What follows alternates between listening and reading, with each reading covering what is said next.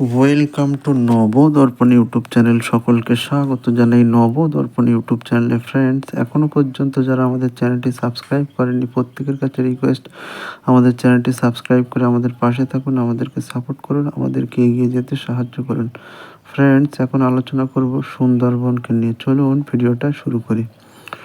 সুন্দরবন হলো বঙ্গোপসাগরের উপকূলবর্তী অঞ্চলে অবস্থিত একটি প্রশস্ত বনভূমি, যা বিশ্বের প্রাকৃতিক বিস্ময়বলীর অন্যতম। পদ্মা, মেঘনা, ব্রহ্মপুত্র নদী ত্রয়ের অববাহিকার বদ্বীপ এলাকায় অবস্থিত এই অপরূপ বনভূমি বাংলাদেশের খুলনা, সাতক্ষীরা ও বাগেরহাট জেলার কিছু অংশ এবং ভারতের পশ্চিমবঙ্গ রাজ্যের 2 জেলা উত্তর 24 পরগনা ও দক্ষিণ 24 পরগনা জুড়ে বিস্তৃত। সমুদ্র উপকূলবর্তী নোনা পরিবেশের সবচেয়ে বড় ম্যানগ্রোভ বন হিসেবে সুন্দরবন বিশ্বের সর্ববৃহৎ অখণ্ড বনভূমি। 1000 বর্গ কিলোমিটার জুড়ে গড়ে ওঠে সুন্দরবনে 6000 বর্গ কিলোমিটার। 66% রয়েছে বাংলাদেশে, বাকি অংশ 34% রয়েছে ভারতের মধ্যে। সুন্দরবন 6 ডিসেম্বর 1997 খ্রিস্টাব্দে ইউনেস্কো বিশ্ব ঐতিহ্যবাহী স্থান হিসেবে স্বীকৃতি লাভ করে। এর বাংলাদেশ ও ভারতীয় অংশ বস্তুত একই নির্বিচ্ছিন্ন ভূমিখণ্ডের সন্নিহিত অংশ হলেও ইউনেস্কোর বিশ্ব ঐতিহ্যের তালিকায় ভিন্ন ভিন্ন নামে সূচিবদ্ধ হয়েছে। যথাক্রমে সুন্দরবন ও সুন্দরবন জাতীয় উদ্যান নামে। এই সুরক্ষা সত্ত্বেও IUCN রেড লিস্টে অফ ইকোসিস্টেম ফ্রেমওয়ার্কের অধীনে 2020 সালে মূল্যায়নে ভারতীয় সুন্দরবনকে বিপন্ন বলে মনে করা হয়েছিল। সুন্দরবনকে জালের মতো জড়িয়ে রয়েছে সামুদ্রিক স্রোতধারা, কাদাচর এবং ম্যানগ্রোভ বনভূমির লবণাক্ত সহ ক্ষুদ্রায়তন দ্বীপমালা। মোট বনভূমির 31.1% অর্থাৎ 1874 কিলো বর্গমিটার জুড়ে রয়েছে নদী, নালা, খাঁড়ি, বিল মিলিয়ে জলাকীর্ণ অঞ্চল। বনভূমিটি স্বনামে বিখ্যাত রয়্যাল বেঙ্গল টাইগার ছাড়াও নানান ধরনের পাখি, চিত্রা, হরিণ, কুমির, সাপসহ অসংখ্য প্রজাতির প্রাণীর আবাসস্থল হিসেবে পরিচিত। জমি জরিপ মোতাবেক 106 বাঘ এবং 10,000 থেকে 15,000 চিত্র হরিণ রয়েছে। এখন সুন্দরবন এলাকায় 1992 সালের 21শে মে সুন্দরবন রামসার স্থান হিসেবে স্বীকৃতি লাভ করে।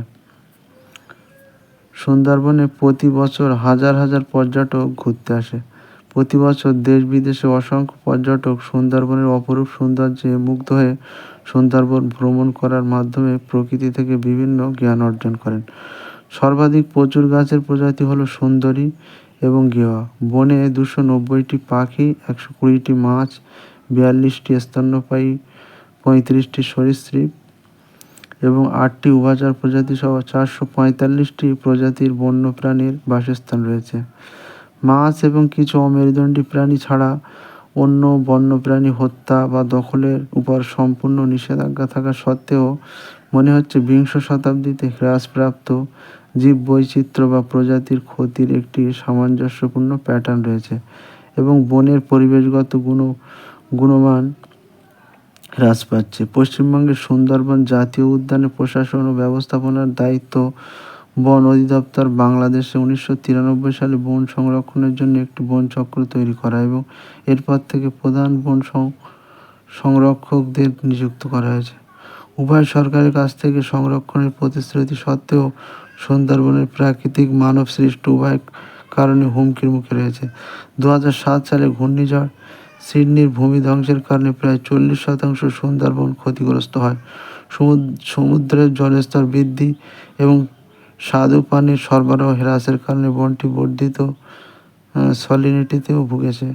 আবার 2009 সালে মে মাসে ঘূর্ণিঝড় আইলা ব্যাপক হতাহতের সাথে সুন্দরবনকে বিধ্বস্ত করে। এই ঘূর্ণিঝড়ে কমপক্ষে 10,000 মানুষ ক্ষতিগ্রস্ত হয়।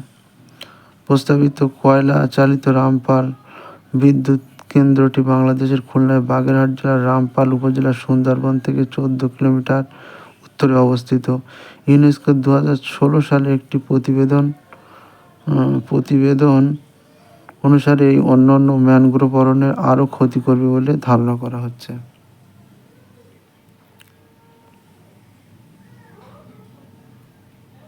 সুন্দরবনের প্রধান বনজ বৈচিত্র্যের মধ্যে রয়েছে প্রচুর পরিমাণে সুন্দরী, গেওয়া, ঝামটি, গরান এবং কেওড়া। 1903 সালে প্রকাশিত পেনের হিসেব মতে সর্বমোট 245টি শ্রেণী, 334টি প্রজাতির উদ্ভিদ রয়েছে। সুন্দরবনের প্রধান গাছপালার মধ্যে অন্যতম সুন্দরী, গেওয়া, গরান, পশুর, বাইন, হেতাল, গোলপাতা, খামু, লতা সুন্দরী, কেওড়া, ধুন্দুল, আমুরছইলা, ওড়া, কাঁকড়া, সিঙাড়া,